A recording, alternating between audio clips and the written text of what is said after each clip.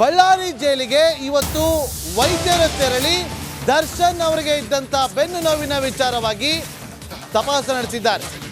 ಬೆನ್ನು ನೋವಿಗೆ ಬೆಂಡಾದಂಥ ದರ್ಶನ್ ಇವತ್ತು ಕೂಡ ವೈದ್ಯರಿಂದ ದರ್ಶನ್ ಆರೋಗ್ಯ ತಪಾಸಣೆ ನಡೆದಿದೆ. ಜೈಲಿನ ವೈದ್ಯರಾಗಿರುವಂಥ ಡಾಕ್ಟರ್ ರಾಜಶೇಖರ್ ಅವರಿಂದ ಆರೋಗ್ಯ ತಪಾಸಣೆ ನಡೆದಿದೆ.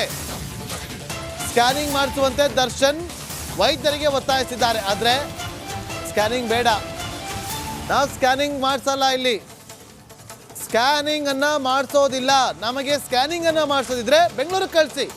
ನೋಡಿ, ಒಂದೊಂದಾಗಿ ಡಿಮ್ಯಾಂಡ್.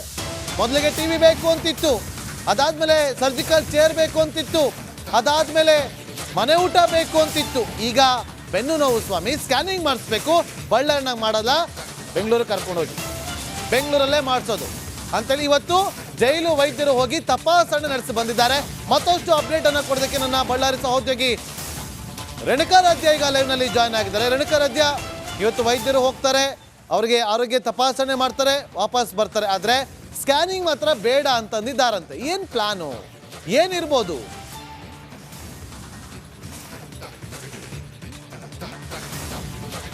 ನಾಗೇಂದ್ರ ಬಾಬು, ಕಳೆದ 3 ದಿನಗಳಿಂದ ದರ್ಶನ್ಗೆ ಬೆನ್ನು ನೋವಿನ ಸಮಸ್ಯೆ ಉಲ್ಬಣವಾಗಿರ್ತಕ್ಕಂಥದ್ದು. ಅಂದರೆ ಬಳ್ಳಾರಿ ಸೆಂಟ್ರಲ್ ಜೈಲಿಗೆ ಬಂದಾಗಿನಿಂದಲೂ ಕೂಡ ಬೆನ್ನು ನೋವಿದೆ, ನನಗೆ ಚೇರ್ ಬೇಕು, ಜೊತೆಗೆ ವೆಸ್ಟರ್ನ್ ಟಾಯ್ಲೆಟ್ ಬೇಕು, ಈ ರೀತಿಯಾದ ಬೇಡಿಕೆಗಳನ್ನು ದರ್ಶನ್ ಇಡ್ತಾ ಇದ್ರು. ಆದರೆ ಇದೀಗ ಆ ವಿಚಾರ ಗಂಭೀರ ಸ್ವರೂಪವನ್ನು ಪಡೆದಿದೆ. ಇದು ಜೈಲಿನ ವೈದ್ಯಾಧಿಕಾರಿಗಳ ಮೂಲಕ ನಮಗೆ ಗೊತ್ತಾಗಿರುವ ಅಂಶ ಏನು ಅಂದರೆ, ದರ್ಶನ್ಗೆ ಏನು ಬೆನ್ನು ನೋವಿದೆ ಆ ಭಾಗದಲ್ಲಿ ಸಾಕಷ್ಟು ಊತ ಬಂದಿದೆ. ಹೀಗಾಗಿ ಆ ಬಾವು ಹೆಚ್ಚಾದ ಹಿನ್ನೆಲೆಯಲ್ಲಿ ದಿನನಿತ್ಯ ನೋವಿನ ಪ್ರಮಾಣವೂ ಕೂಡ ಹೆಚ್ಚಾಗ್ತಾ ಇದೆ. ಆದರೆ ದರ್ಶನ್ ಅವರು ಆ ವಿಚಾರವಾಗಿ ಸ್ಕ್ಯಾನ್ ಮಾಡೋಣ ಅಂದರೆ MRI ಸ್ಕ್ಯಾನ್ ಮಾಡಬೇಕಾಗುತ್ತೆ. ಅದು ಒಳಗೆ ಏನಾಗಿದೆ ಅಂತ ಗೊತ್ತಾಗಬೇಕಂದ್ರೆ MRI ಸ್ಕ್ಯಾನ್ ಮಾಡಬೇಕು. MRI ಸ್ಕ್ಯಾನ್ ಮಾಡಬೇಕು ಅಂದರೆ ವಿಮ್ಸ್ ಆಸ್ಪತ್ರೆಗೆ ದರ್ಶನ್ ಅವರನ್ನ ಶಿಫ್ಟ್ ಮಾಡಬೇಕಾಗುತ್ತೆ. ಆದರೆ ಇದಕ್ಕೆ ದರ್ಶನ್ ಅವರು ಒಪ್ತಾ ಇಲ್ಲ ಎನ್ನುವ ಮಾಹಿತಿ ನಮಗೆ ಈಗ ಲಭ್ಯವಾಗ್ತಾ ಇರತಕ್ಕಂಥದ್ದು. ಯಾಕಂದರೆ ದರ್ಶನ್ ಈಗ ವಿಮ್ಸ್ ಆಸ್ಪತ್ರೆಗೆ ಹೋದರೆ ಮತ್ತೆ ಸಾರ್ವಜನಿಕವಾಗಿ ಹೊರಗಡೆ ಬರಬೇಕಾಗುತ್ತೆ, ಅದು ಒಂದು ದೊಡ್ಡ ಇಶ್ಯೂ ಆಗುತ್ತೆ ಅನ್ನುವ ನಿಟ್ಟಿನಲ್ಲಿ ಬೇಡ ಅಂತಿದ್ದಾರೆ. ಕೆಲವೇ ದಿನಗಳಲ್ಲಿ ನನಗೆ ಬೇಲ್ ಸಿಗುತ್ತೆ, ಒಂದು ವೇಳೆ ಇನ್ನೂ ಕೂಡ ಹೆಚ್ಚಿನ ನೋವು ಬಂದರೆ ಆ ಒಂದು ಹಿನ್ನೆಲೆಯಲ್ಲಿ ಕೋರ್ಟ್ಗೆ ಅರ್ಜಿ ಹಾಕ್ಬಿಟ್ಟು ನಾವು ಬೆಂಗಳೂರಿನಲ್ಲಿ ಆಸ್ಪತ್ರೆಯನ್ನು ಕೇಳಿ ಅಂದರೆ ಮನವಿ ಮಾಡಿ ಕೋರ್ಟ್ನಿಂದ ಪರ್ಮಿಷನ್ ತೆಗೆದುಕೊಂಡು ಹೋದ್ರಾಯ್ತು ಅನ್ನುವ ನಿಟ್ಟಿನಲ್ಲಿ ದರ್ಶನ್ ಲೆಕ್ಕಾಚಾರ ಹಾಕ್ತಾ ಇದ್ದಾರೆ ಅನ್ನುವ ಮಾಹಿತಿ ಕೂಡ ಲಭ್ಯವಾಗ್ತಾ ಇರತಕ್ಕಂಥದ್ದು. ಕಳೆದ 3 ದಿನಗಳಿಂದನೂ ಕೂಡ ಆಸ್ಪತ್ರೆ ಅಂದರೆ ಜೈಲಿನ ವೈದ್ಯಾಧಿಕಾರಿಗಳು ಜೊತೆಗೆ ವಿಮ್ಸ್ನ ತಜ್ಞ ವೈದ್ಯರು ಕೂಡ ದರ್ಶನ್ಗೆ ಟ್ರೀಟ್ಮೆಂಟನ್ನು ಕೊಡ್ತಾ ಇದ್ದಾರೆ. ಆದರೆ ದರ್ಶನ್ ಅದೆಲ್ಲದಕ್ಕೂ ಕೂಡ ನಿರಾಕರಣೆ ಮಾಡಿ ಕೇವಲ ನನಗೆ ಪೇನ್ ಕಿಲ್ಲರ್ ಟ್ಯಾಬ್ಲೆಟ್ಗಳನ್ನು ಮಾತ್ರ ಕೊಡಿ ಅಂತ ಕೇಳಿ ಪಡಿತಾ ಇದ್ದಾರೆ. ಈಗ 10 ದಿನಕ್ಕೆ ಆಗುವಷ್ಟು ಪೇನ್ ಕಿಲ್ಲರ್ ಟ್ಯಾಬ್ಲೆಟ್ಗಳನ್ನು ವೈದ್ಯರು ಕೊಟ್ಟಿದ್ದರೂ ಕೂಡ ದಿನನಿತ್ಯ ಹೋಗಿ ದರ್ಶನ್ ಅವರ ಆರೋಗ್ಯ ತಪಾಸಣೆಯನ್ನು ಮಾಡ್ತಾ ಇರ್ತಕ್ಕಂಥದ್ದು.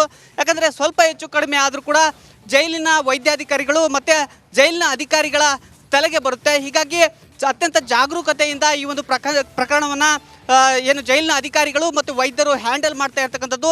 ಇದೀಗ ಸಿಕ್ಕಿರ್ತಕ್ಕಂಥ ಮಾಹಿತಿಯ ಪ್ರಕಾರ ದರ್ಶನ್ ಅವರ ಮನೆಯವ್ರಿಗೂ ಕೂಡ ಈ ವಿಚಾರವಾಗಿ ಮಾಹಿತಿಯನ್ನು ಕೊಡಲಾಗಿದೆ. ಒಂದು ವೇಳೆ ಅವರು ಬಂದು ದರ್ಶನ್ ಅವ್ರನ್ನ ಒಪ್ಪಿಸಿ MRI ಸ್ಕ್ಯಾನ್ಗೆ ಒಪ್ಪಿಸಿದ್ರೆ ವಿಮ್ಸ್ ಆಸ್ಪತ್ರೆಗೆ ದರ್ಶನ್ ಅವ್ರನ್ನ ಶಿಫ್ಟ್ ಮಾಡ್ತಾರೆ. ಅಲ್ಲಿ ದರ್ಶನ್ ಅವರಿಗೆ MRI ಸ್ಕ್ಯಾನ್ ಮಾಡಿ ಬಳ್ಳಾರಿಯ ಟ್ರಾಮಾ ಕೇರ್ನಲ್ಲಿ ದರ್ಶನ್ ಅವ್ರನ್ನ ಅಡ್ಮಿಟ್ ಮಾಡಿ ಅಲ್ಲಿ ಟ್ರೀಟ್ಮೆಂಟ್ ಕೊಡಿಸೋದಕ್ಕೆ ವ್ಯವಸ್ಥೆಯನ್ನು ಕೂಡ ಮಾಡಲಾಗುತ್ತೆ ಅನ್ನುವ ಮಾಹಿತಿ ಸಿಗ್ತಾ ಇರ್ತಕ್ಕಂಥದ್ದು. ನಾಗೇಂದ್ರ ಬಾಬು, ಥ್ಯಾಂಕ್ ಯು ರೇಣುಕಾರಾಧ್ಯ ನಿಮ್ಮೆಲ್ಲ ಮಾಹಿತಿಗಾಗಿ. ಈಗ ಬ್ರೇಕ್. ಬೆಂಗಳೂರು ಪರಪ್ಪನ ಅಗ್ರಹಾರ ಕೇಂದ್ರ ಕಾರಾಗೃಹದಿಂದ ಶಿಫ್ಟ್ ಆಗಿ ಬಳ್ಳಾರಿ ಜೈಲಿಗೆ ಹೋದಂಥ ದರ್ಶನ್ ಒಂದಾದ್ಮೇಲೆ ಒಂದು ಡಿಮ್ಯಾಂಡ್ ಅನ್ನು ಇಡ್ತಿದ್ದಾರೆ. ಒಂದಾದ್ಮೇಲೆ ಒಂದು ಡಿಮ್ಯಾಂಡ್. ಟಿವಿ ಬಂತು, ಟಿವಿ ಸರಿ ಇಲ್ಲ, ಸರ್ಜಿಕಲ್ ಚೇರ್ ಸರಿ ಇಲ್ಲ ಅಂತ. ಈಗ ಬೆನ್ನು ನೋವು. ಈಗ ಮುಂದುವರೆದ ಭಾಗವಾಗಿ ಊಟ ಬೇಕು ಅಂತೇಳಿ ಮತ್ತೊಂದು ಡಿಮ್ಯಾಂಡ್ ಅನ್ನು ಇಟ್ಟಿದ್ದಾರಂತೆ. ಹಾಗಾದ್ರೆ ಬಳ್ಳಾರಿ ಜೈಲು ಅಡ್ಜಸ್ಟ್ ಆಗ್ತಾ ಇಲ್ವಾ ದರ್ಶನ್ಗೆ? ಈ ವರದಿ ನೋಡಿ ಗೊತ್ತಾಗುತ್ತೆ.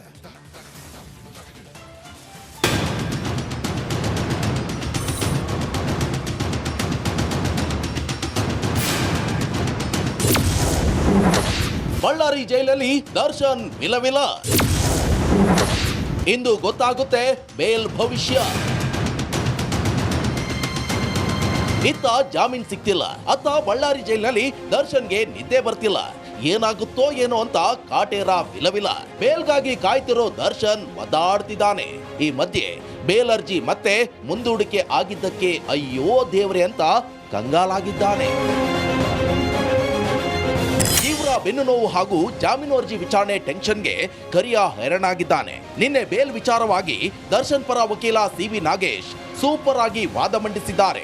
ನಾಗೇಶ್ ಅವರ ವಾದ ಆಲಿಸಿದ ಕೋರ್ಟ್ ಅರ್ಜಿ ವಿಚಾರಣೆಯನ್ನ ಇಂದಿಗೆ ಮುಂದೂಡಿದ್ದು ದಾಸನಿಗೆ ಮತ್ತೆ ನಿರಾಸೆಯಾಗಿದೆ. ಟೆನ್ಷನ್ ನಲ್ಲಿದ್ದ ದರ್ಶನ್ ನಿನ್ನೆ ಒಂದೇ ಒಂದು ಊಟ ಮಾಡಿದ್ದಾನೆ ಎನ್ನಲಾಗಿದೆ.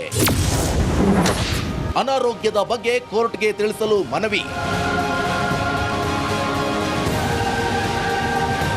ನಿನ್ನೆ ಸಂಜೆ ವಕೀಲರ ಜೊತೆ ಫೋನ್ನಲ್ಲಿ ಮಾತನಾಡಿ ಜಾಮೀನು ವಿಚಾರವಾಗಿ ದರ್ಶನ್ ಮಾಹಿತಿಯನ್ನ ಪಡೆದಿದ್ದಾರೆ ಎನ್ನಲಾಗಿದೆ. ಈ ವೇಳೆ ತಮ್ಮ ಅನಾರೋಗ್ಯದ ಬಗ್ಗೆ ನ್ಯಾಯಾಧೀಶರ ಗಮನಕ್ಕೆ ತರುವಂತೆ ಮನವಿ ಮಾಡಿದ್ದಾರೆ. ಬೆಂಗಳೂರಿನ ಆಸ್ಪತ್ರೆಯಲ್ಲಿ ಚಿಕಿತ್ಸೆ ಪಡೆಯಲು ನ್ಯಾಯಾಧೀಶರ ಮುಂದೆ ಮನವಿ ಮಾಡುವಂತೆ ವಕೀಲರಿಗೆ ದರ್ಶನ್ ಮನವಿ ಮಾಡಿದ್ದಾರೆ. ಜಾಮೀನು ಅರ್ಜಿ ವಿಚಾರವೇ ಬೇರೆ. ಅನಾರೋಗ್ಯದ ಬಗ್ಗೆ ಈ ಸಮಯದಲ್ಲಿ ಹೇಳೋಕ್ಕಾಗಲ್ಲ. ಒಂದೆರಡು ದಿನ ನೋಡಿ ಸಮಸ್ಯೆ ಕಡಿಮೆ ಆಗದಿದ್ರೆ ಅರ್ಜಿ ಹಾಕೋಣ ಅಂತ ದರ್ಶನ್ಗೆ ವಕೀಲರು ಸಲಹೆ ಕೊಟ್ಟಿದ್ದಾರೆ. ಇವೆಲ್ಲವನ್ನ ನೋಡಿ ದಾಸನಿಗೆ ಟೆನ್ಷನ್ ಶುರುವಾಗಿದೆ. ಇಂದಿನ ಬೇಲ್ ಅರ್ಜಿ ವಿಚಾರಣೆ ಹೇಗಿರಲಿದೆ, ಬೇಲ್ ಸಿಗುತ್ತಾ ಇಲ್ವಾ ಅಂತ ಆತಂಕದಲ್ಲಿ ದರ್ಶನ್ ಇದ್ದಾರಂತೆ. Bureau report, Republic Kannada. ಈಗ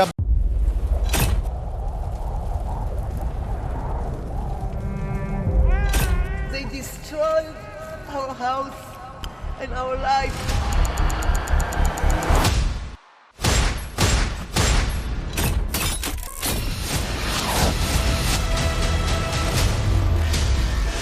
ಹಮಾಸ್ ಉಗ್ರರ ದಾಳಿ ಭಯಂಕರವಾಗಿದೆ.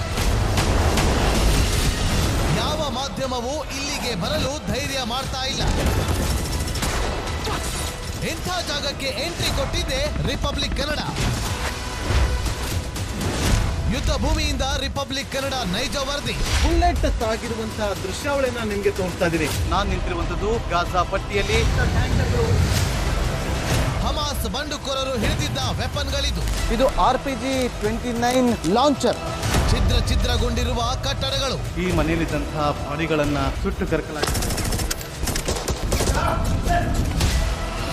6,000 ಸಾವಿನ ಗಡಿ ದಾಟಿದೆ. ನರಕವನ್ನಾಗಿ ಮಾಡಿಬಿಟ್ಟಿದ್ದಾರೆ. 31 ದಿನಗಳಿಂದ ಯುದ್ಧ ಭೂಮಿಯಲ್ಲಿ ನಿಂತು ರಿಪಬ್ಲಿಕ್ ಕನ್ನಡ ವರದಿ ಮಾಡ್ತಾ ಇದೆ. That powerful people come from powerful places. 1 ವರ್ಷದ ನಿರ್ಭೀತ ಪತ್ರಿಕೋದ್ಯಮ ರಿಪಬ್ಲಿಕ್ ಕನ್ನಡ. ಇದು ನಿಮ್ಮ ಧ್ವನಿ. 150 ಸುದ್ದಿ, 120 ಇಂಪ್ಯಾಕ್ಟ್. ಸೂಪರ್ 3 ಇಲ್ಲೇ ಡ್ರಾ, ಇಲ್ಲೇ ಬಹುಮಾನ. ಮಾಧ್ಯಮ ಇತಿಹಾಸದಲ್ಲೇ ಮೊದಲು ಪರಿಹಾರ ಪತ್ರಿಕೋದ್ಯಮ. ಜೀವನ ನಡೀತಾ ಇಲ್ಲ ಸರ್. ಗುರುಲಕ್ಷ್ಮಿನಿಲ್ಲ, ಪಿಂಚಣಿನಿಲ್ಲ. ಇದನ್ನೇ ಮಾಡಕ್ಕಾಗಿಲ್ಲ ಅಂತಂದ್ರೆ ಇನ್ನೇನ್ ಮಾಡ್ತೀರಿ ಬೇರೆ? ಏನ್ ಕಳಿಸಿ ಆ ಸಮಸ್ಯೆಯನ್ನು ಪರಿಹರಿಸಿಕೊಡ್ಲಾಗ್ಬೋದು.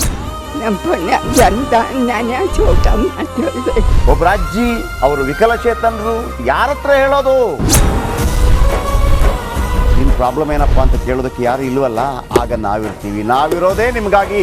ನಾನು ಇರುವವರೆಗೆ, ಅವರು ಇರುವವರೆಗೆ 1,000 ರೂಪಾಯಿ ತಿಂಗಳು ಹಾಕ್ತೀನಿ. ಆದ್ರೆ ಈ ಕೆಲಸ ಇದೆಯಲ್ಲ, ಯಾವತ್ತೂ ಕೂಡ ಶಾಶ್ವತವಾಗಿ ನಮಗೊಂದು ಒಳ್ಳೆ ನೆನಪನ್ನ ಕೊಡುತ್ತೆ, ನಮ್ಮನ್ನ ಕಾಪಾಡುತ್ತೆ. ನಾನು 3 ಮಾಸ ಭಿಕ್ಷೆ ಬೇಡ್ಕೊಂಡು ತಿನ್ಬೇಕು. 24 ಗಂಟೆಯಲ್ಲಿ ಅವರ ಬದುಕು ಬದಲಾಗಿ ಹೋಯಿತು. ನಾವು ರಿಪಬ್ಲಿಕ್ ಕನ್ನಡ, ನೇಷನ್ ಫಸ್ಟ್. ಸಮಾಜ ನಮಗೆ ಬಹಳ ಮುಖ್ಯವಾಗಿರುತ್ತೆ. ನಾವು ಆ ಜಾತಿ ಈ ಜಾತಿ ಅಂತ ನೋಡೋದಿಲ್ಲ. ಸಮಾಜದ ಕಟ್ಟ ಕಡೆ ವ್ಯಕ್ತಿ ಯಾರಿರ್ತಾನೆ, ಅದು ಯಾವುದೇ ಜಾತಿಯವನಾಗಿರ್ಬೋದು, ಯಾರು ಕಷ್ಟದಲ್ಲಿದ್ದಾನೆ ಅವನ ಪರವಾಗಿ ಧ್ವನಿ ಇರ್ತೇವೆ. ಆರು ಕನ್ನಡಕ್ಕೆ ಧನ್ಯವಾದ. ನಾವು 1 ವರ್ಷದ ನಿರ್ಭೀತ ಪತ್ರಿಕೋದ್ಯಮ ರಿಪಬ್ಲಿಕ್ ಕನ್ನಡ. ಇದು ನಿಮ್ಮ ಧ್ವನಿ.